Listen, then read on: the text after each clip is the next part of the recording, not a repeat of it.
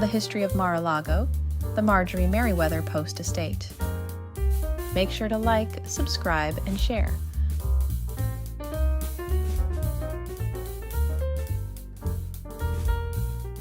Marjorie Merriweather Post, heiress to the Post cereal fortune, became one of America's most influential women after inheriting her father's business empire in 1914. When she married financier E.F. Hutton in 1920, the two formed a formidable partnership. He brought Wall Street savvy, and she brought vision. Together, they expanded the company into General Foods, famously acquiring Birdseye and revolutionizing the frozen food industry. But Marjorie's ambitions extended beyond business. As Mrs. Hutton, she poured her energy into creating Mar-a-Lago, her dream estate in Palm Beach. Inspired by European palaces, she filled it with treasures from around the world, 16th century tiles, antique tapestries, and ornate ironwork. Though their marriage ended in 1935, Mar-a-Lago remained her triumph, a reflection of her elegance and deep appreciation for art and design. In addition to Mar-a-Lago, Marjorie Merriweather Post curated one of the most remarkable real estate portfolios of her time. In the Adirondacks, she created Camp Topbridge, a sprawling retreat set amid pristine wilderness, with dozens of buildings artfully designed in rustic style, but equipped with every modern luxury. On Long Island, she resided at the stately estate known as Hempstead House, a grand Tudor Revival mansion that hosted lavish gatherings during the height of the Jazz Age. She also commissioned the Sea Cloud, a magnificent yacht she personally designed to serve as both a floating palace and a mobile diplomatic salon. At over 300 feet in length, it was, at the time, the largest privately owned yacht in the world, outfitted with marble fireplaces, gold-plated bathroom fixtures, and Louis XVI furnishings, a nautical extension of her opulent lifestyle. In Washington, D.C., Post's final residence was Hillwood, a Georgian-style mansion she transformed into a showcase for her exceptional art collection.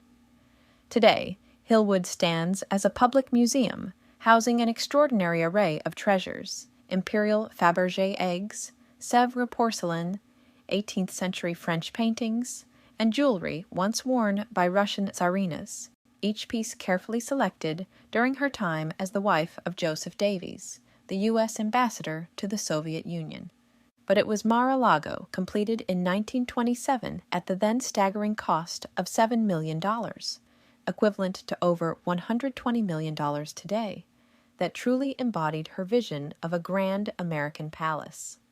After searching for years, Post finally found her ideal location, as she desired an estate that was between the Atlantic Ocean and Lake Worth. At the time, Palm Beach was still largely undeveloped, its terrain thick with underbrush and swamp, but she saw what others couldn't. She handpicked the site that would become her masterpiece, calling it Mar-a-Lago, meaning sea to lake in Spanish. Designed to withstand the harshest coastal storms, the estate was anchored to a coral reef with steel and concrete, an engineering feat at the time. The 20-acre property was meticulously landscaped and ornamented with European artifacts, hand-painted ceilings, and custom wrought iron gates. A path of Chattahoochee stone winds through the southeastern lawn, leading to a tunnel beneath South Ocean Boulevard that opens onto the estate's private beach club, offering rare and direct access to the Atlantic. What was once seen as a patch of unusable jungle became one of the most iconic and valuable parcels of land in Florida.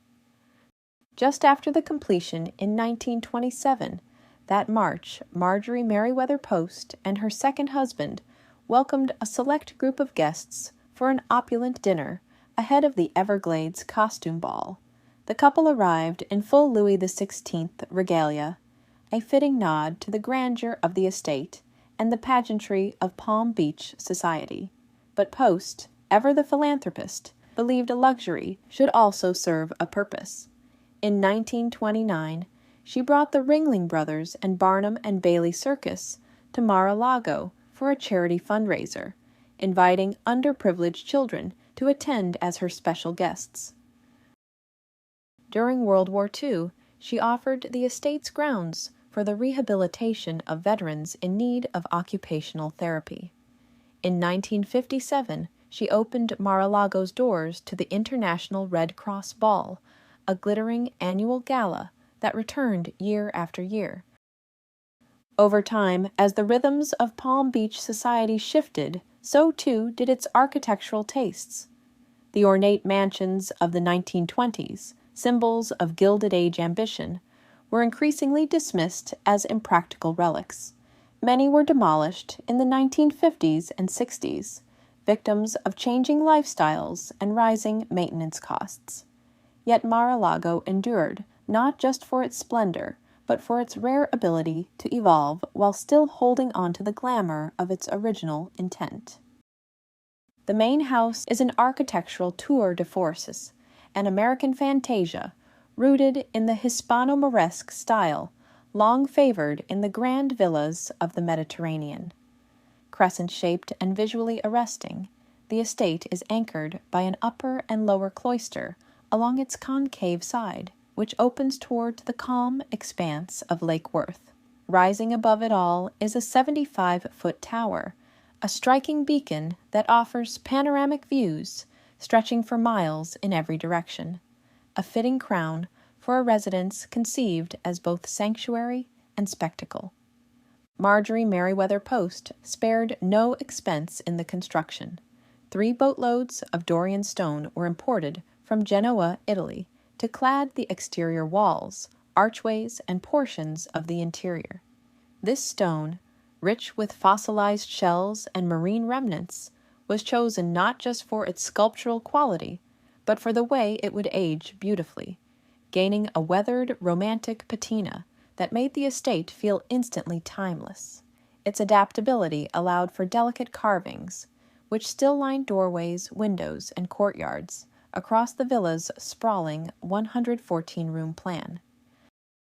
Tiles, too, became a defining visual signature of Mar-a-Lago. Post acquired a remarkable collection of approximately 36,000 antique Spanish tiles, many dating back as far as the 15th century, from the estate of Mrs. Horace Havermeyer, a noted 19th century collector. These tiles, arranged in intricate mosaics across floors, fountains, and stairwells, include early examples bearing the plus ultra motif, Latin for beyond the ultimate, a Roman motto adopted by the Moors and later by Spain under Charles V. These pieces of glazed terracotta served as colorful footnotes to the past, embedding layers of European history into the bones of a thoroughly American estate. Mar-a-Lago was not simply built, it was orchestrated. Post worked hand in hand with the prominent Palm Beach architect Marion Sims Wyeth to finalize every detail of the structure's scale, orientation, and flow. For the ornate artistic flourishes, she brought in Joseph Urban, an Austrian-born architect and set designer known for his lavish, theatrical sensibilities. Once a court architect for Emperor Franz Joseph of Austria and for the Khedive of Egypt, Urban imbued the estate with a sense of continental grandeur rarely seen in American domestic architecture.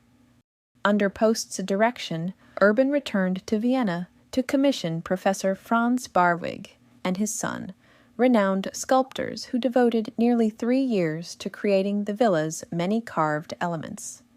Playful parrots, curious monkeys, and fanciful foliage motifs were all meticulously modeled and installed, lending a sense of whimsy to the estate's formal elegance. Many of Barwig's original plaster models remain preserved on the property to this day, silent witnesses to the craftsmanship and collaboration that defined this once-in-a-generation architectural feat. The construction of Mar-a-Lago was not only a feat of architectural ambition, but also a distinctly local endeavor. Nearly all the labor came from the surrounding Palm Beach area.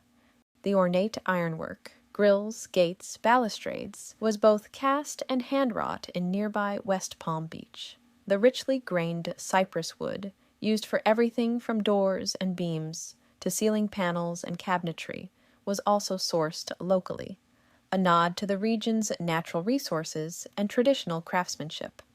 Only a few key elements came from farther afield: the imported Dorian stone from Genoa, the 36,000 antique Spanish tiles, and approximately 20,000 Cuban clay roofing tiles that lent the structure its sun-baked Mediterranean warmth. For the dining room, Post selected 2,200 square feet of striking black and white marble salvaged from an old castle in Cuba, a dramatic flourish that brought European grandeur to the Florida coast. Recognizing the estate's architectural and cultural significance, the U.S. Department of the Interior designated Mar-a-Lago a National Historic Site in January 1969. In 1972, Congress formally placed it on the National Register of Historic Places, a rare honor for a private home. Until her death in 1973, Marjorie Merriweather Post continued to use the estate as a winter haven, hosting foreign dignitaries, social luminaries, and distinguished guests beneath its painted ceilings and tiled arcades. In a final gesture of public service, Post willed Mar-a-Lago to the U.S. government for use as a presidential or diplomatic retreat, envisioning it as a southern counterpart to Camp David, but the estate's immense scale, high maintenance costs, and security complications eventually proved unworkable. In 1981, after a decade of uncertainty, ownership was returned to the Post Foundation. Then, in 1985, the estate was purchased by businessman Donald J. Trump, who initially used it as a private residence. A decade later, in April 1995, it was reborn as the Mar-a-Lago Club, a private social club that retained the property's historic ambiance, while giving it new life as a gathering place for members and events. You're not going to do anything? No. No personal Trump touches here? No. Believe it or not, no. Remarkably, Mar-a-Lago remains the last of the original Palm Beach mansions to retain both its full set of original buildings and its expansive grounds, virtually unchanged since the 1920s.